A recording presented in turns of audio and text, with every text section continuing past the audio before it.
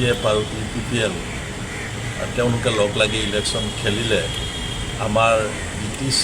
বৰ্তমান BTR হোৱাৰ যিটো লক্ষ্য আৰু উদ্দেশ্য আছিল সেইটো বাহাল থাকিব বুলি ভাবে আৰু আপচুৱে সেইমতে আহ্বান জনাইছে। আমাৰ দলৰ হৈ নেতৃত্ব লৈ আছে আমাৰ MLA ৰবীন্দ্ৰ নাথ আলোচনা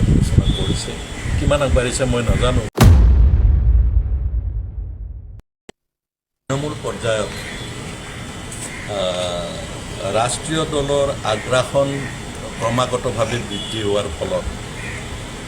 তাৰ ৰাইজে বিচাৰিছে যে যিকেইটা স্থানীয় ৰাজনৈতিক দল আছে বিশেষকৈ BPF আৰু UPPL তেওঁলোকে লগ লাগি ইলেকশ্যন খেলিলে আমাৰ BTC বৰ্তমান BTR হোৱাৰ যিটো লক্ষ্য আৰু উদ্দেশ্য আছিল সেইটো বাহাল থাকিব বুলি ভাবে আৰু ৰাষ্ট্ৰীয় দলবিলাকে নিজৰ স্থিতি তেওঁলোকে ৰক্ষা কৰি অঞ্চলবিলাকত তেওঁলোকৰ সাংগঠনিক সম্প্ৰসাৰণবিলাক কৰে। গতিকে কি কাৰণত নাজানো সমগ্ৰ BTCত গ্ৰাছৰুট লেভেলৰ মানুহে সাধাৰণ মানুহ যিসকল ভোটাৰ বুলি কয় ভোটাৰেও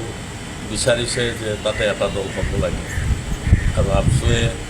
সেইমতে আহ্বান জনাইছে। মই জনাত আপচু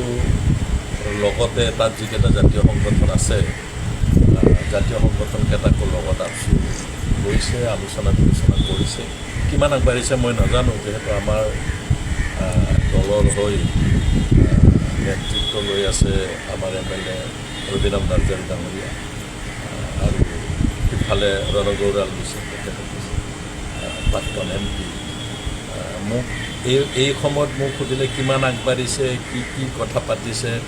মই সম্পূৰ্ণ ক'ব নোৱাৰিম কিন্তু আপুনি উত্থাপন কৰা বিষয়টো সঁচা যে আলোচনা চলি আছে 2-3টা আলোচনা ইতিমধ্যে কৰি গৈছে বুলি জানিব পাৰিছোঁ। দলৰ তাত বিভিন্ন পৰ্যায়ৰ বিভিন্ন ষ্টেপত হয়তো আলোচনা বিলোচনা হ'ব পাৰে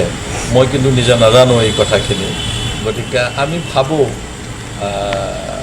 যেতিয়া হয়তো চূড়ান্ত হোৱাৰ সময় হ'ব তেতিয়া আমি কথা পাতিম আৰু ৰাজনৈতিক দল দুটাই এক হৈ ব্যক্তিক ঊৰ্ধত নাৰাখি ৰাইজক যদি সকাহ দিয়া বা ৰাইজৰ যদি সহায় হোৱাকৈ দুটা ৰাজনৈতিক দল লগ লাগিলে ৰাইজে ভাল পায় বা ৰাইজে বিচাৰে তেনেকুৱা পক্ষত মই ভাবোঁ ৰাইজক লৈহে ৰাজনীতি।